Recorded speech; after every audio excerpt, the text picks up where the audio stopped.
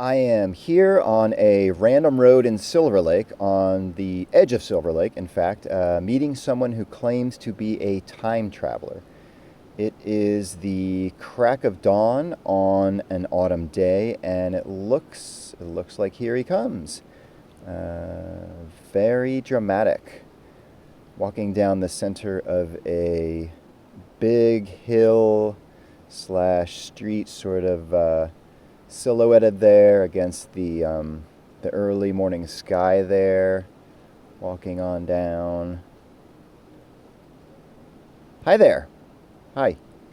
For the audience who cannot see this, obviously, I am being encountered by a man who looks exactly like me, which is a bit freaking me out since this is my first encounter with him, and I do not, to my knowledge, have a twin, much less a twin that thinks he is a time traveler.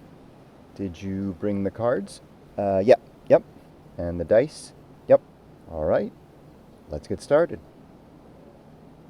Okay. So I have this deck of shuffled cards again. Or audience doesn't know that, but I have never met this guy. He claims to be a time traveler, and so far the only explanation I can think of is that I have a twin stalker. But let's go ahead and take the true test. All right, so you have shuffled the cards. Sorry, let me get the mic up to you. Better? Yep. So you shuffled the cards before you got here, right? And you also have a six-sided die, correct? Yep. All right. Take the first card. Any card? Any card. Is it the Nine of Diamonds? Yes. Ah, the Curse of Scotland. All right, just go ahead and choose again. Joker? Holy crap, that is amazing. Just so the audience knows, let me reiterate, I have never met this person before. Draw another one, please. King of Hearts. All right, you're really, I am starting to freak out. I'm going to go and draw four more. Ace of Clubs, Ace of Diamonds, Two of Hearts, and Queen of Spades. All right, just calm down, breathe, and don't forget to point the mic at me. Sorry.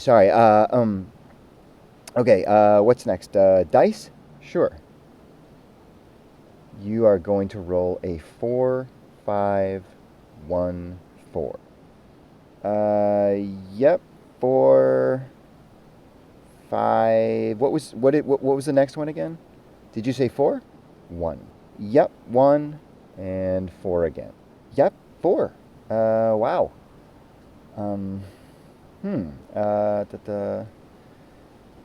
Yeah, I am.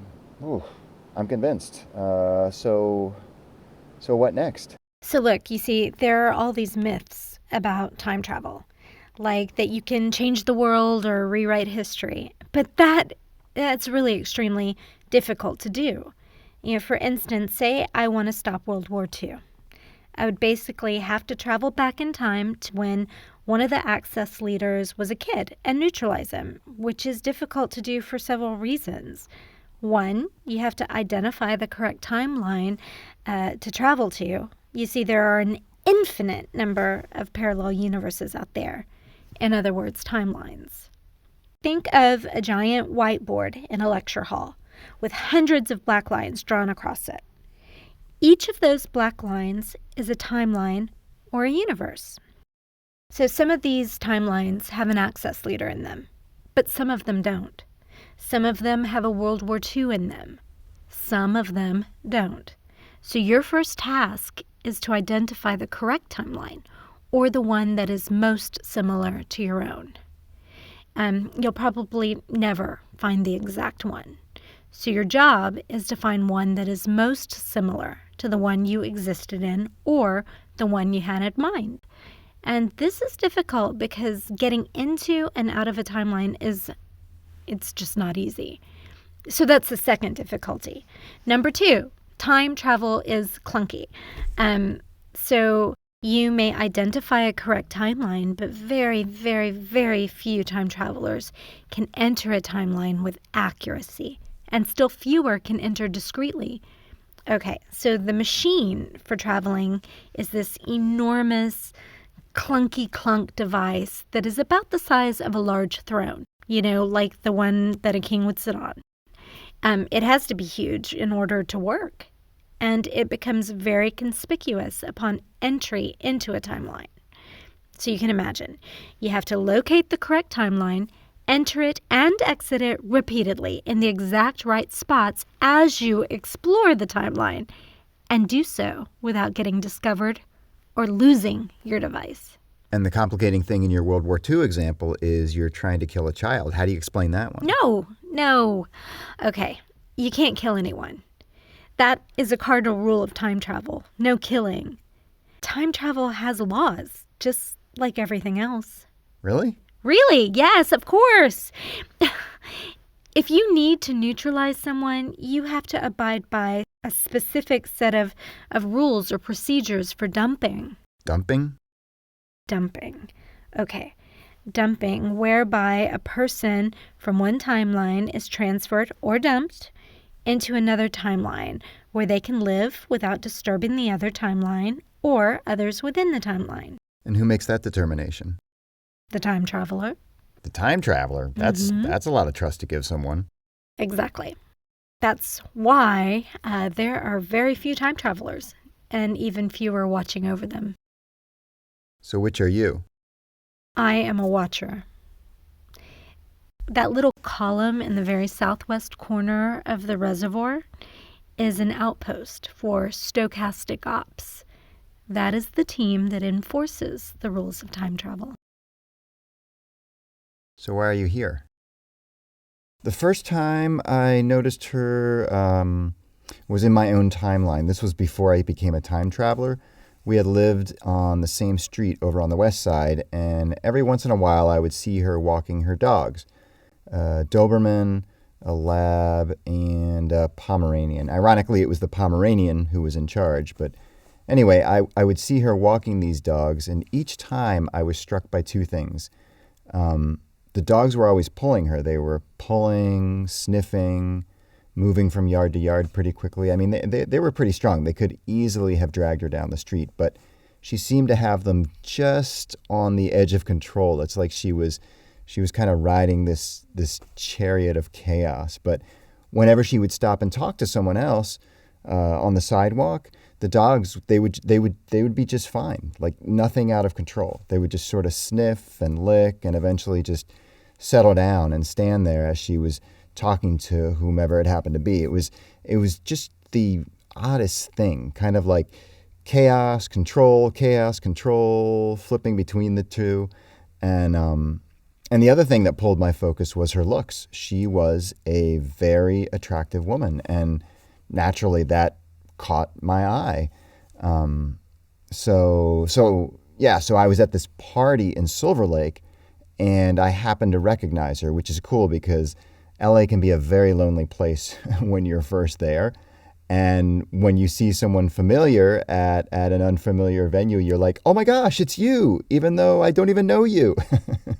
and I had already had a few drinks, so I just ran up to her and blurted out, "You're the dog lady," which I mean, she wasn't rude about or anything. I think she was even slightly amused, but it didn't go over very well. In fact, she was out the door shortly thereafter, and I didn't see her again for like 2 months. I think she changed her route.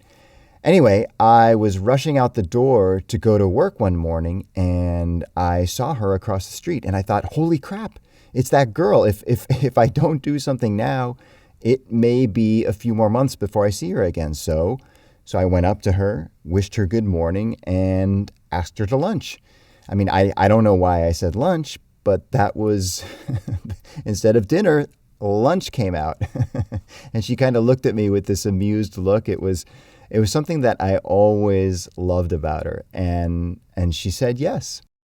So just like anything else, every time traveler can get distracted from their work. And what is their job? Okay, so their duty is to correct the little things, the things that will not get them killed, noticed, or caught. The saying that we have is minor editing leads to major things. In other words, stop crimes and injustices that won't change the world, just the worlds of the people impacted. And time travelers are selected for service based on their ability to avoid the distractions. And most importantly, to see the infinite in the finite, to see the value of helping one human. In fact, Minos had taken this to a high art form. For example, he hated taggers. Who doesn't? Those people, who spray their graffiti on other people's property. So he would target the ones who hit the same houses in a neighborhood over and over again. Speaking from experience, it is a complete pain in the ass to paint over the same wall over and over and over and over and over again, only to wake up the next morning and find it tagged again and have absolutely no idea who did it. What he would do was he would zip in and out of the timeline, heavily researching it so that he could follow the tagger home and know his or her every move. And then when the tagger was asleep, and with the assistance of some tools from the future, of course, he would tattoo on one side of their face. It would say, I tagged such and such address at such and such time. And then he'd put the date. And then on the other cheek, he would tattoo a picture of the tagged property. It was hilarious.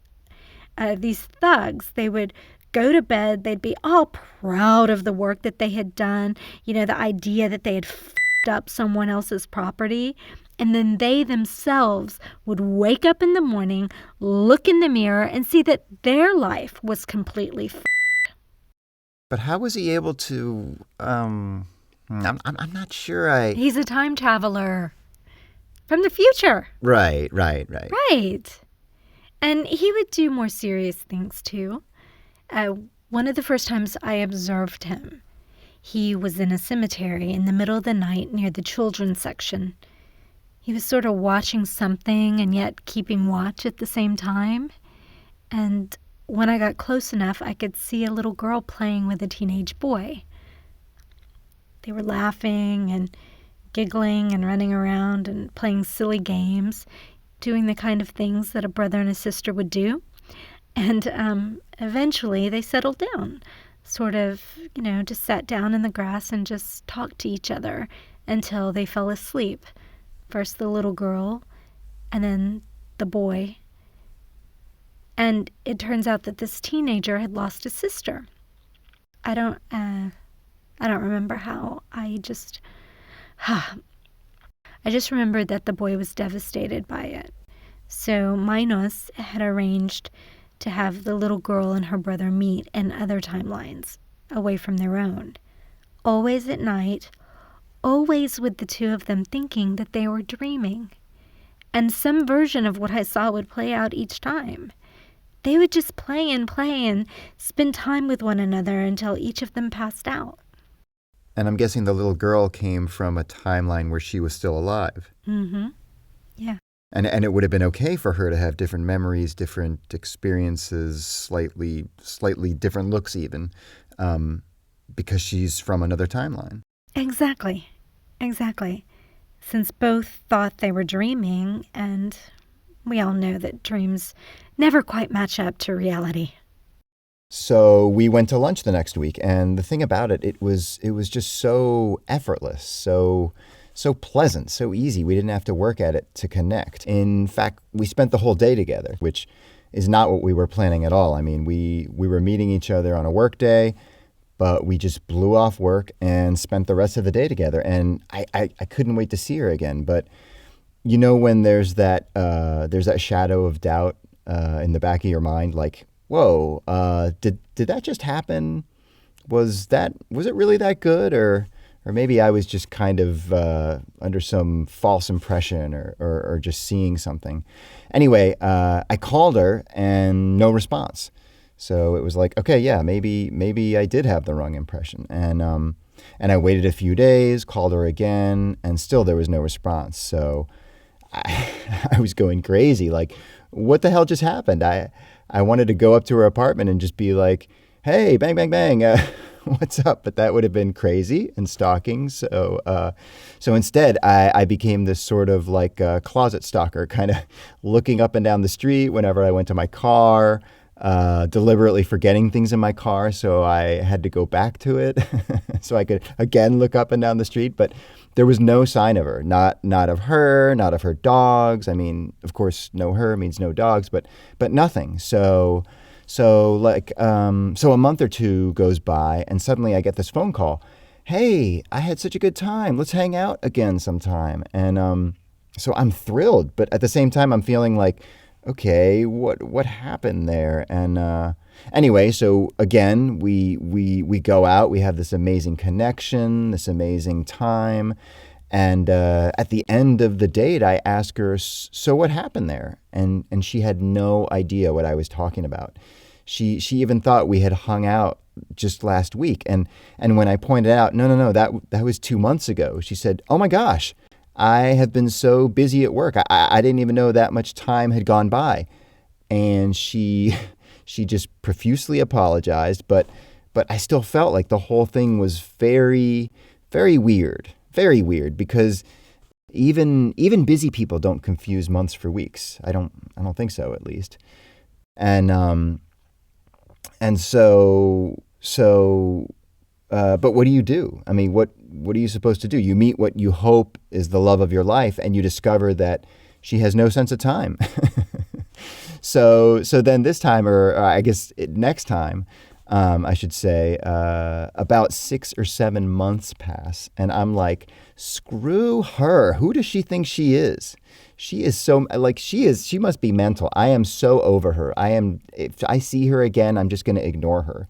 And I had even gone on a couple more dates since then. In fact, I was on one of those dates at this total hole in the wall in this really sketchy part of town, like, you know, the kind where they pull a giant, what's it called? Like a giant folding metal lattice. That's the only word that comes to mind. Fancy lattice across the window. So anyway, they pull one of those across the window when it closes each night. And I'm sitting in the back of this place with my date. I go to the restroom, and when I'm coming back from the restroom, all of a sudden, I see her seated at a table at the front. And she's with another guy, some dude with this giant mop of hair. And I'm like, holy shit, this is, what the heck? But I'm trying not to show that. I don't want to show any of this, obviously, because I'm on a date with another person. But I want to see what's going on, because inside I'm like totally freaking out, you know, hurt, ticked off, confused. So I asked my date if we can switch seats so I can get a better view, because originally I was facing the back of the restaurant. And as we're switching seats, there is a giant crash at the front of the restaurant. And I look up, and she has thrown her date out the front window and is chasing him up the sidewalk.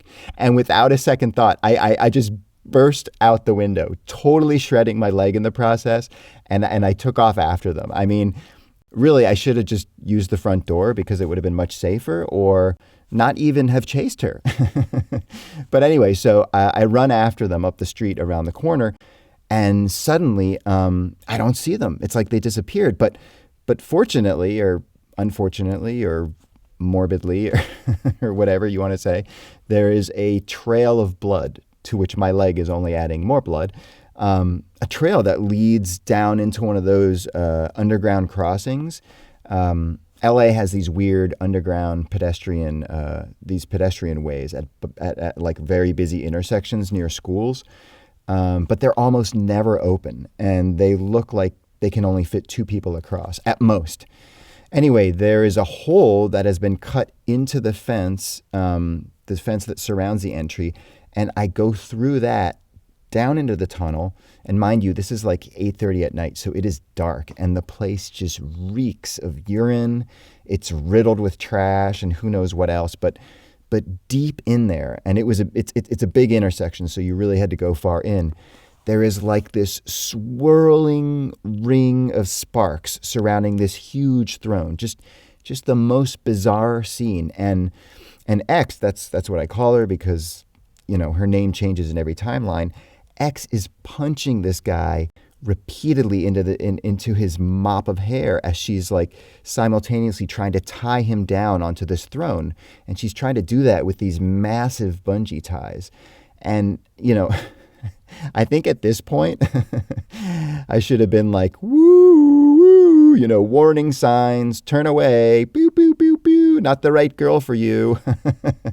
But instead, I don't know why, I just jump onto the throne to help her restrain this guy. I mean, that's really demented, Like, what if the guy was the victim and she had been the perpetrator and I was just, going, helping her beat the crap out of some poor guy. But anyway, that was totally not the case. But what if? Anyway, at that point, there was this giant swoosh of wind and sparks, and everything just went black. And that began my introduction to the world, or I should say to the infinite worlds of time travel. At first, we were highly alarmed. Time travelers do not alone get to decide who becomes a time traveler. And as a result, we built an elaborate plan to capture Minos, dump him off into another timeline and do the same to her and actually destroy her machine. But she was the best and so active. She was really active, and, it made it very difficult to track her. Finally, we caught up to her.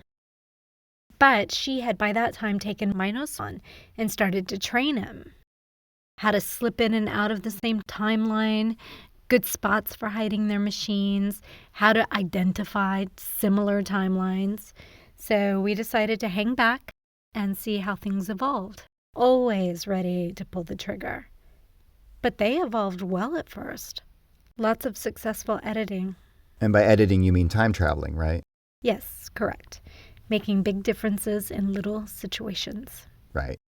But they had a major weakness developing. They were two sides of the same coin. Big, big risk takers. In a team like this, and probably really any team, even a two-person one, it's best to have people who complement one another. It's okay to want to help people. It's okay to be in love even, and completely understand one another, to just click. But when it comes to risk, you need different people. One who keeps the other in check. Does that make sense? But because this was missing, they started having very close calls, with one or the other of them almost getting killed, till one day it actually happened. We were in the process of breaking up the street gang, and street gangs are just the worst because once you are in, it is almost impossible to get out. And they recruit early, elementary school. They'll hone in on a kid, beat them up for initiation, and if later the child wants out, the gang goes and beats up or does something even worse to their family. Anyway, so X had targeted this entry point in the timeline of 7 p.m., which was a few minutes before this convenience store robbery was to occur. But she was off. She was 7 minutes too late, and it all happened so fast. There was no chance to react. Right when we burst into the store, through the back, gunshots started going off, and we could literally feel the bullets whizzing by us. And she got hit in the stomach with this exit wound through the back, and just blood everywhere. It was just impossible to fix. We were in the aisle with the toilet paper, but she was writhing and cursing and screaming so much I couldn't even apply any pressure. So I tried to move her to get her out to our machine, but each time we started going, blood would just come pouring out her back. It was bizarre. So I laid her down and somehow, after what seemed like an eternity, got her still enough on her side that she could hold her stomach with this clotted toilet paper roll, and I could put pressure on her back. And we just waited until the ambulance arrived, but it was useless. I don't care how great you think you are, you can never control time travel. You can't make the success of your edits or your missions, as some call them, contingent upon precise landings. Otherwise, you get situations like this mess. Because now, we had a time traveler killed in action and all over the news. Getting killed in action is nothing new. It happens all the time. Even getting into the news for a flash is not too bad. But when you are operating in a timeline and in a geographic location where you already exist as an entity, it becomes a big issue. So you mean the lady already existing in the timeline might see a picture of herself dead in the news? Exactly. And when self-encounters happen, all sorts of disaster break loose, including the potential to reveal time travel as a reality. Anyway, eventually the Stochastic Ops team was able to get control of the situation, but by this time we had lost track of Minos. He had dropped off the grid. What X had trained me to do was to retreat to a safe location and put out a distress beacon and await extraction by Stochastic Ops. So I made it as far as the safe location, this unlit alley on almost like a cement or an asphalt hill in Silver Lake. And while I was sitting there trying to collect myself, figure out what just happened, it hit me. Screw this. I'm going back in time to fix this. I'll go to sometime after we first met, and we're going to make this work. So I did. And it worked. Until it didn't, because she got killed again, but in a completely different situation. So I turned right around after that and did it again. And then again she got killed, but in yet an entirely different situation, a different screwed up situation. And again, I went back and I tried, and again, and again, and again, and again, and it was always the same result. I mean, I tried to put in safeguards, tried to walk X back from the edge, and eventually I was becoming this sort of this sort of counterbalance that we needed, like a counterbalance to her nature, which made sense, because for me, all of the different timelines we were creating and living through were accumulating in my memory and in my experience, and I could learn from them. But he couldn't expect her to learn from all those efforts. She was in effect the same person, just dying at different points in time. And they left a trail of destruction in their wake. It was as if they took the whiteboard of timelines, handed a child a marker and an eraser, and said, "Here, take it, have at it, tear it up." And the reason for this was that, out of all the mayhem Minos was creating, the worst was that there were actually other time travelers being created. Scientists and industrialists who, one, were catching on to the fact that someone was entering and exiting their timelines. And two, the scientists and industrialists, they had the means and the smarts to figure out how to do it themselves. Except all of those travelers had no idea about the rules, about the order that must be maintained. Fortunately, there were more than a few timelines where Minos was the one who almost died or got badly injured. And these timelines created a valuable delay in all the mayhem. They scared X badly because she had taken for granted that they were this indestructible duo who would always make it out no matter what. And she loved him just as much as he loved her. She didn't want to lose him. And in those timelines, Minos was actually able to convince her that they should stop time traveling, become regular people. And these gave the Stochastic Ops team much needed time to clean up and bring order back to what was being wrought. But these respites never worked out. In fact, they were worse.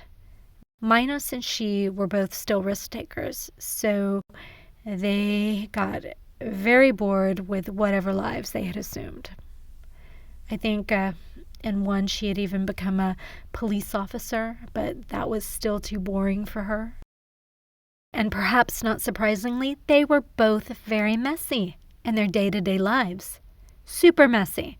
So for instance, their living quarters were always trashed, and they would argue about who had messed them up more, whose turn it was to clean. They would constantly be late on taxes, vehicle registrations, the mundane stuff that stares you in the face when things are just rotten. And to make things worse, she was selfless to a fault, always trying to help people, especially her relatives in whatever timeline they had settled into. So they were constantly in some screwed up situation because her relatives just could not help themselves. They'd take advantage of her goodwill, and so in the end, divorce would be the inevitable result. Without time travel, they just could not get over these day-to-day things. Eventually, Minos came to this realization. For him, the fork in the road would always be divorce or death. So I took some time off, hid for a while, went back to minor editing, which was ironic because I had to hide from the stochastic ops team while doing what every time traveler is tasked to do. Fortunately, when time travelers jump timelines often enough, they stop aging. The physicists coined some term for it, the negative space continuum. Time basically goes away because it becomes meaningless and you just exist. Unfortunately, time travelers die at such a high rate, it doesn't really mean anything more than some theoretical concept. But for me, fortunately for me, it gave me a lot of time to think, and I settled on a course of action. I decided to go back in time one last time. It was a bit of a muggy autumn day with some rain expected near the end of the day. Definitely unusual for Los Angeles, but this tropical system had somehow meandered all the way up here from Baja, and it was our first date. So we had lunch at this Mexican restaurant right there on Sunset. It was full of all this plastic, festive, bright, ultra decorative stuff. Very kitsch, but when you embrace it, it's what makes the place popular. And we just did what we ended up doing the rest of our lives after that. Just talking and relaxing and enjoying each other's company. Just clicking. Then when it came time to leave, she suddenly asks, "What are you doing the rest of the day?" And I'm like, working.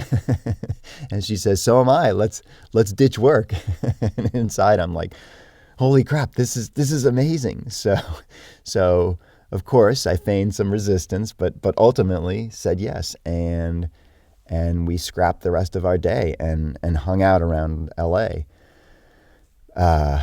So by late afternoon, we had ended up at that cemetery, the one where what's his name? I can't believe I cannot remember his name. I have so many timelines in my head. He's got a giant statue of himself there. Anyway, it's that beautiful Gothic cemetery with all these paths and lakes and giant mausoleums. The name changes in every timeline.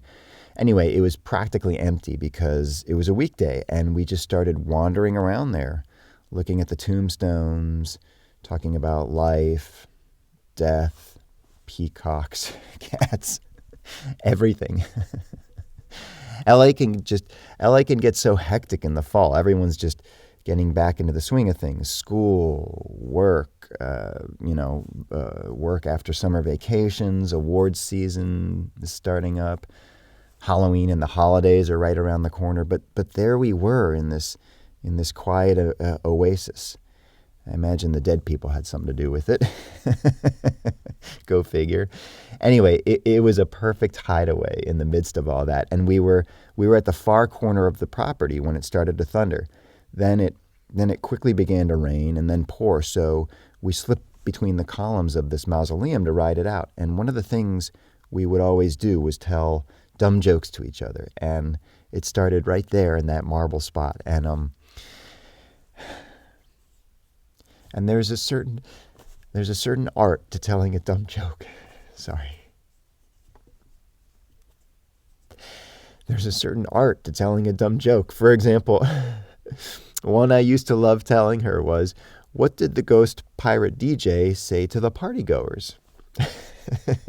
What do you think? What did the ghost pirate DJ say to the partygoers? Something to do with. Okay, no. No giving it away. I changed my mind. I don't want your answer. Don't steal my thunder, man. It said, get your booty on the dance floor. Get it? Booty. Yeah. I think I get it. Hey, don't patronize me. Hey, I can do that. I'm you. Fair enough. And what makes that particular joke so great is three things. There is a pun, there is a sound effect, and number three, it is really, really dumb. I see.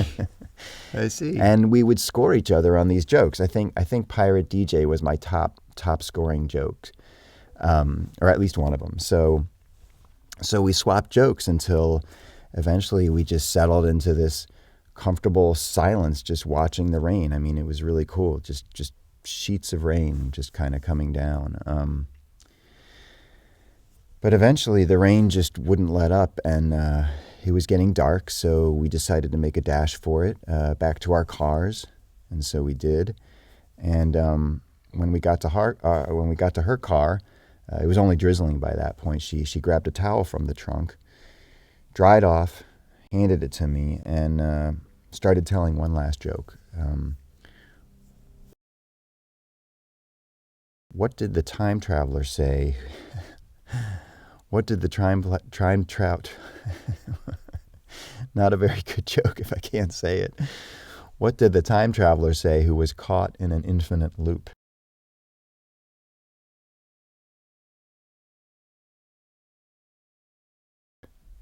And as she got into her car, she said it again. What did the time traveler say who was caught in an infinite loop? And she kept repeating it over and over until she closed the door to her car, waved goodbye, and drove off.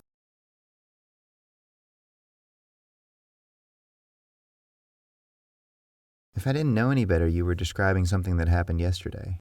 I am. But why haven't I... oh yes, of course. You're the Silver Lake time traveler. Yes. Consider it a massive favor. I would kind of like to be the judge of that, but be that as it may.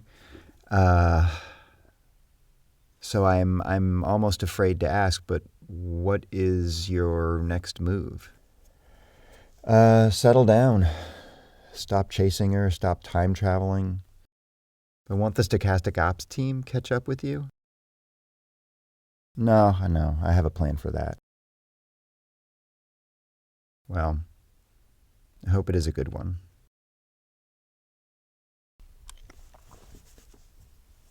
Hello, Minos. X? Is that you?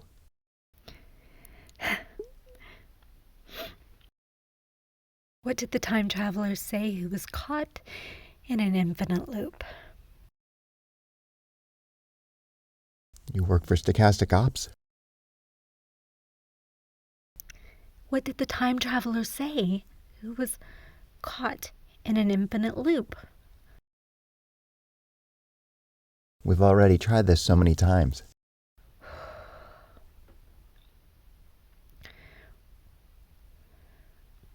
What did the time traveler say who was caught in an infinite loop?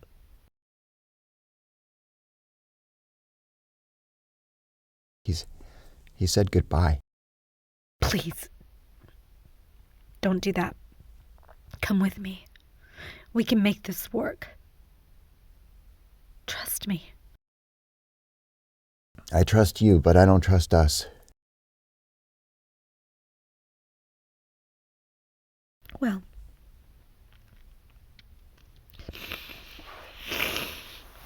we have the place surrounded. That's okay. That's all right, because I knew this was a risk coming here, so I prepared. For our community report, I am out and about in the community, interviewing different individuals, and today I have with me... Don't do this. Don't do this. a lady who claims she is a time traveler, and a podcast host who claims he has been visited by not one, but two time travelers, one of whom looks exactly like he does. Ops team engage. Unfortunately, this is a rather short episode as I have to apprehend them, dump them into another timeline, and prepare to live out the rest of my life quietly as a podcast host in Silver Lake. Take him!